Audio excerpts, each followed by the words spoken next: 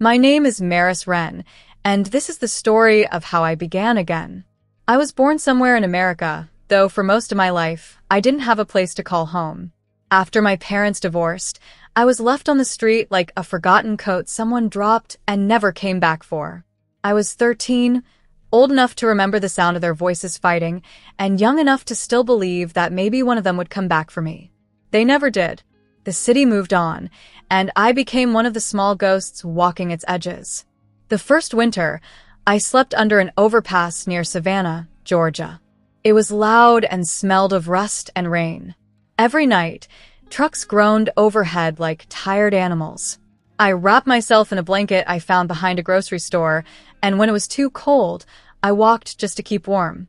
Hunger was a strange thing. It didn't come all at once. It grew in quiet steps, whispering that you'd give anything for a crust of bread, a single bite of something warm. Sometimes I'd find half-eaten sandwiches in bins behind cafes. I learned not to be proud. Pride doesn't feed you. I walked north in the spring. I didn't plan to. My feet just carried me. In Duluth, I learned to watch people's faces. Some looked through me as if I were a shadow. Others turned away as though I were a shame they didn't want to see. But sometimes a few saw me. A bus driver once gave me a bottle of water and a smile. A woman in a yellow coat dropped a $5 bill on the ground and walked away before I could thank her. It was the first real act of kindness I'd felt in months. I cried quietly in the bus station bathroom, clutching the bill like it was gold. The years blurred together after that. I moved from one city to another, never staying long enough for anyone to ask questions. Providence, Rhode Island, was where I finally began to feel invisible. The city had old bones, brick buildings, and cobblestone alleys, the kind that held secrets. I fit there in the cracks of things. I ate leftovers from cafe dumpsters, washed my hair in the river, and slept near a boarded-up church. When it rained, I'd listen to the drops on the roof and tell myself stories so I wouldn't forget my voice. One summer, a storm came tearing through the coast. I was walking down Juniper Lane, a quiet street lined with oak trees. That was when I saw it, a small blue house with peeling paint, a porch swing hanging crooked, and windows that glowed faintly like someone still cared. The mailbox said Lane, the same as the street, and that name stirred something in me I didn't understand. Maybe it was coincidence, or maybe the world has a way of circling back on itself. I slept under the porch that night. The boards were warm from the day's sun, and the air smelled like lilac and old wood. I told myself I'd leave before dawn. But when the morning came, I was still there, curled up like a stray cat. I woke to the creak of the front door. A woman stood there in a faded robe, gray hair pinned up loosely. She didn't shout or call the police. She just looked at me, then at the empty mug in her hand. "You look cold," she said. Her voice was calm, not unkind. "Come here." I didn't move at first. Years on the street had taught me that kindness often came with a price. But she turned and went inside, leaving the door half open. The smell of coffee drifted out, rich and bitter. My stomach answered before I could stop it. When I finally stepped inside, she was sitting at the kitchen table, pouring coffee into a chipped mug. She pushed it toward me without a word. It was the first warm drink I'd had in years. Her name was Ruthie Cobb. She lived alone, her husband gone and her son grown, and moved away somewhere out west. Her house was old but clean, with quilts on the chairs and a shelf full of glass jars. "You can help me rake the yard," she said, as if it was already decided. "I'll pay you $28. Cash." I nodded. I would have done it for free. That afternoon, I raked leaves under the sun, feeling the sting of blisters forming on my hands. Ruthie brought me lemonade in a tall glass and watched from the porch swing. She didn't ask about my past, and I didn't offer it. At sunset, she gave me the promised $28 and a denim jacket that smelled faintly of soap. "It's too small for me," she said. "Keep it." When I started to thank her, she waved me off. "You don't owe me anything, honey. Just stay warm." Before I left, she pressed something into my palm, a smooth silver coin. "A pound," she said with a small smile. "From a trip I took to Europe a long time ago. For luck." I turned it over in my hand. It was heavy, real.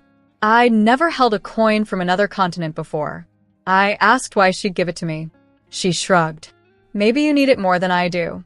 I walked back to the bridge that night, the jacket tight around my shoulders, the coin clutched in my fist. It glinted faintly in the moonlight, like a promise I didn't yet understand. I hid the money and the coin in an old shoe under the bridge. That was where I kept everything that mattered to me, my small, secret world. The next morning, I went back to Ruthie's. She was sitting on the porch swing with a newspaper. She looked up and smiled. "You came back," she said. I nodded, too shy to speak. "Good," she added, folding the paper. "There's more work to do." And so it began. For the first time in years, I had a reason to wake up. Ruthie paid me in small bills, 5s and 10s, and taught me to make cornbread and patch clothes.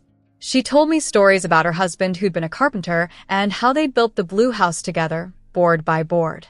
She said the house used to be bright, the paint fresh, the flowers blooming. Now, she said it was tired but still standing. A bit like me, she laughed. At night, I'd lie under the porch again, listening to the wind move through the trees. I didn't tell her that I was sleeping there. I didn't want to seem ungrateful. I liked the sound of her humming through the walls, the clink of dishes as she cleaned up after dinner. It made me feel safe in a way I hadn't felt since I was a child. Sometimes I'd take out the pound coin and hold it up to the light, imagining what Europe might look like. Ruthie said she'd gone once to see the cathedrals in France and the gardens in England. I couldn't imagine ever having that kind of money, but when I looked at the coin, I believed maybe someday I could. That blue house on Juniper Lane became my world. I didn't know it then, but it was the first thread in the long, tangled story that would lead me back to my real name, my real family, and a truth that would change everything I thought I knew about who I was. But for now, I was just Maris, the girl with the denim jacket, $28 in her pocket, and a pound coin for luck, standing under the summer sky, not lost, not found, but somewhere in between. Years slipped by like pages turned by a careless wind. I drifted from one town to another, Raleigh, Toledo, Boulder, never staying long enough to be remembered. Each city had a rhythm, and I learned to move with it. The shuffle of buses, the chatter of markets, the hum of diners where the scent of grease and coffee could almost make you feel safe. I had my denim jacket, the one Ruthie gave me, and the silver pound coin that I still kept close, taped to the inside of my wallet. Those two things were my proof that kindness existed somewhere in the world. By the time I reached Hartwell, Pennsylvania, a small river city with red brick mills and smokestacks, I was 23. My hair had grown uneven, and my skin had hardened from years of wind and sun. I found work washing dishes at a diner called Cole's Kitchen, tucked behind the old train station. The owner, Damien Cole, was a quiet man in his 40s with dark eyes that looked tired even when he smiled. He didn't ask about my past. He just said, "You show up on time, you work hard, and you'll eat here for free. Deal?" I said yes, without hesitation. The kitchen was always hot, steam rising from the sinks, pans clattering, orders shouted through the hatch. I liked it. The noise made it impossible to think too much. Damien paid me $10 an hour, handed me cash every Friday, and sometimes slid me a plate of eggs or leftover pie at the end of the night. "You're fast," he'd say, drying his hands. Fast as gold. I saved every dollar in an old coffee tin I kept under my bed at the boarding house. On its lid, I taped the pound coin Ruthie had given me years before. I told myself it was my star. If I kept saving, maybe it would lead me somewhere brighter. But life, as it does, had other plans. It started with the tiredness. At first, I blamed the long hours. But then came the pain, a deep, dull ache in my lower back, the kind that never quite goes away. One morning, I collapsed in the alley behind the diner, my hands slick with soap and my breath short. When I woke up, I was in the emergency room of Hartwell General Hospital. The doctor was a tall woman with steady hands and soft gray eyes. Her name was Dr. Elena Pike. She spoke gently, like every word mattered. "Maris," she said, reading my name from the form. "We ran some tests. Your kidney function is low, very low. You've likely had damage for a while." I stared at the ceiling. The word damage echoed inside my head like a bell. "What does that mean?" I asked. "It means we need to monitor you closely," she said. "And we'll have to discuss treatment options." I nodded, though I barely heard her. All I could think of was how close I'd come to losing everything again, the small stability I'd built, the little rhythm of my life. 2 weeks later, Dr. Pike called me back. I sat in her office, the smell of antiseptic and coffee filling the air. "We've been reviewing our transplant registry," she said, "and something came up. There's a man here at Hartwell, very ill. You're a match. He needs a kidney and fast." I blinked. "You mean I could give him mine?" "Yes," she said. "You're young, your other kidney is functioning better than expected, and if you agree, we'd cover your recovery costs. There's also a small stipend, $600, to help while you're off work." $600. I thought about my coffee tin, the way I counted and recounted the few crumpled bills each night. 600 could pay rent for months, buy real shoes, even send me somewhere new. But that wasn't what caught me. It was the idea that I could do something that mattered. For so long, I'd been invisible. Giving someone life, being needed, that felt like a kind of salvation. I asked for time to think. For 3 nights, I walked along the river that cut through Hartwell, its water black and smooth under the streetlights. I thought about the man who needed me. I didn't know his name, his age, or his story. Maybe he had a family who loved him. Maybe he was someone's father. Maybe he was like mine, gone too soon, leaving only silence. By the 4th day, I went back to the hospital and signed the papers. Dr. Pike smiled softly. "You're doing something good, Maris. You're giving a stranger a second chance." The surgery was scheduled for a Friday. On Thursday evening, I sat on the edge of my narrow bed, holding the taped coffee tin. I opened it, counted my savings, $2.83 in worn bills, and ran my finger over the coin. It had faded, the silver now dull with years of handling, but it still felt solid, like hope you could touch. I didn't tell Damien where I was going. I just left a note in the kitchen. "Thank you for everything. I'll be back soon." The hospital room was cold and smelled faintly of bleach. I wore a thin gown and lay staring at the ceiling lights when Dr. Pike came in. Her face was pale, her brow furrowed. "Maris," she said slowly, "we've just repeated your blood work. Something unusual has happened." My heart stuttered. "Unusual how?" "Your kidney function has improved. Dramatically." She flipped through my file. "In fact, your levels are almost normal now. It's as if the damage is healing on its own." I've never seen anything like it. I blinked at her, not sure if I'd heard right. "So, no surgery?" "Not yet," she said. "We're postponing. We need to understand what's happening first." She smiled, but her eyes were distant, thoughtful. I could tell even she didn't believe what she was seeing. When she left, I sat there for a long time, my hands pressed against the thin blanket. I should have been relieved, but instead, I felt empty, like a bell that had just been struck and was still ringing. I walked out of the hospital into the crisp evening air. The world smelled of rain and car exhaust. I sat down on the curb outside and took the coin from my pocket. The tape had worn thin, and when I peeled it away, the coin gleamed faintly in the light. I traced the edges with my thumb, the same way I had when I was a child sleeping under Ruthie's porch. For the first time in years, I wondered if there was something more to it, if that small silver piece from another continent had carried more than luck. Maybe it had carried a promise. I counted my dollars twice, even though I already knew the total. Money was just paper, but it anchored me. As the cars passed and the city lights flickered against the wet pavement, I realized something had changed. I had been given a second chance, not just to live, but to find out why. I didn't know it yet, but the man who was meant to receive my kidney was no stranger. He was the reason I'd been found at all. It had been almost a week since the doctors told me that my kidney was healing on its own. The news had left me hollow in a way I couldn't explain. People said miracles were supposed to bring joy, but for me, it only brought questions. Why me? Why now? And why did I feel that something Someone was still waiting for me beyond the walls of that hospital. One gray morning, I found myself standing again on Juniper Lane, the same quiet street where I had once found warmth under the porch of the Blue House. I hadn't been back in years.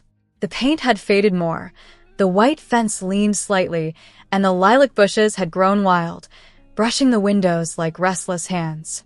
I had come to thank Ruthie Cobb, the woman who had once saved me with her kindness, for the jacket that had followed me through every hard season of my life. As I walked toward the gate, I noticed a black car parked at the curb. Its surface was polished enough to reflect the bare branches overhead. A man stood on the porch steps, thin and pale, his coat hanging loose on him. He was speaking softly to Ruthie, who nodded, her hands folded in front of her. When the gate clicked behind me, the sound caught his attention. He turned, and his eyes, gray-green and weary, met mine. For a moment, the air itself seemed to stop moving. "Maris?" he said, his voice breaking on the name like it had been caught in his throat for years. I froze. "Yes," I answered, though it came out almost as a whisper. I didn't know this man, but something inside me stirred, a strange mixture of fear and familiarity. He took a step forward, his hand gripping the porch rail to steady himself. "I'm Victor Hale," he said. "I was on the transplant list at Hartwell General. I was told a donor came forward, but then something happened. Your condition changed. They said you were healing. I wanted to meet you, to thank you for offering to help." I felt my knees weaken. "That was you?" I asked. He nodded slowly, studying my face with an intensity that made my skin prickle. "When I saw your name on the registry, Maris Wren, something inside me moved. I didn't understand it then. But now," his voice trailed off, and he swallowed hard. "Now I do." Ruthie stepped down from the porch, her eyes flicking between us. "Victor," she said softly, "maybe you should sit." But he shook his head. He stared at me again, and I saw his eyes fill with something heavy: hope, fear, disbelief. "You look like Nora," he said finally. I blinked. "Who's Nora?" "My ex-wife," he said, his voice trembling.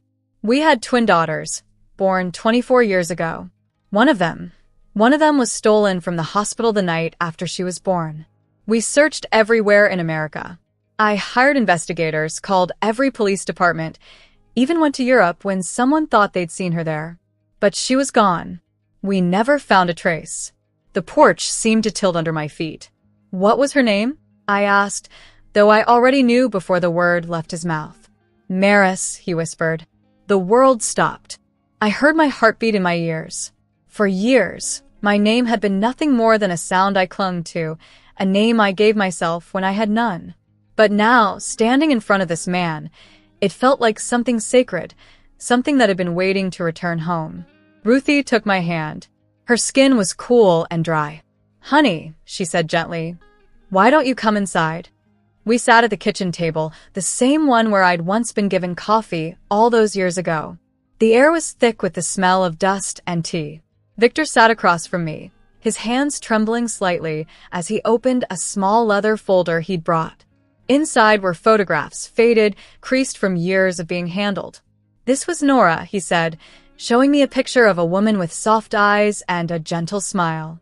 "And these," he hesitated, his fingers brushing the photo. "These are the girls. 2 babies, identical but for the small pink bracelet around one wrist." My throat tightened. "Which one?" "The one on the right," he said, his voice breaking. "That was you." I felt the room spin.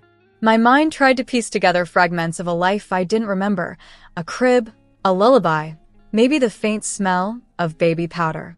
All of it vanished into darkness. He told me how they had searched for me for years, how Nora had fallen into despair, unable to bear the loss, how their marriage fractured under the weight of grief. "I never stopped looking," he said, his voice low. "Even after the divorce, even after my health started failing. I couldn't stop. But when I got sick, when my kidneys gave out, I thought maybe this was the universe's way of ending it. I stopped searching. I was too tired." His eyes glistened. "And then weeks ago, they told me about a donor named Maris. I didn't think much of it, just a name, I thought. But when the surgery was canceled because your kidney healed, I felt like something had shifted. I asked to meet you. And when I saw you walk through that gate," he paused, breathing hard. I knew. Tears burned behind my eyes, but I couldn't cry. "Not yet." "You think I'm your daughter?" "I know you are," he said simply. He reached into his coat pocket and pulled out a silver locket. Inside was a photo of the same babies from the folder. One side held a faint curl of brown hair. "This was yours," he said, placing it in my hand. The police returned it years later when they found it in a box of unclaimed evidence. I kept it, even when they told me the case was cold. I stared at the locket, the small hinge glinting in the light. It felt heavy in my palm, heavier than the pound coin I'd carried for years. My voice shook. "I don't remember any of this." "That's all right," he said softly. "You don't have to. You're here now. That's what matters." For the first time since childhood, I felt something I couldn't name, like a thread being tied back together after years of unraveling. Ruthie, sitting quietly by the window, wiped her eyes. "You see," she said gently, "the world always finds a way to bring us home." I didn't know what to say. I only knew that I was no longer the same girl who had wandered from city to city. Somewhere between the bridge in Savannah, the diner in Hartwell, and this porch on Juniper Lane, I had crossed the invisible line between being lost and being found. Victor reached across the table and covered my hand with his. "You saved my life," he said.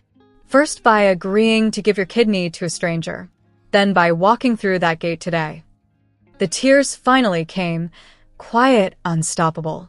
I didn't know what the future held or how to make up for all the years we'd lost. But in that moment, with Ruthie's porch creaking softly outside and the blue house holding us close, I knew that the story I'd been living all my life had just begun to make sense.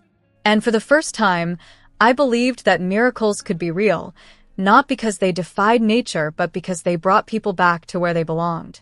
The days after the truth came out felt unreal, like walking through someone else's dream. The hospital confirmed what Victor and I already knew in our hearts. I was his daughter, the one stolen from the hospital 24 years ago. When the doctor handed Victor the DNA results, his hands shook.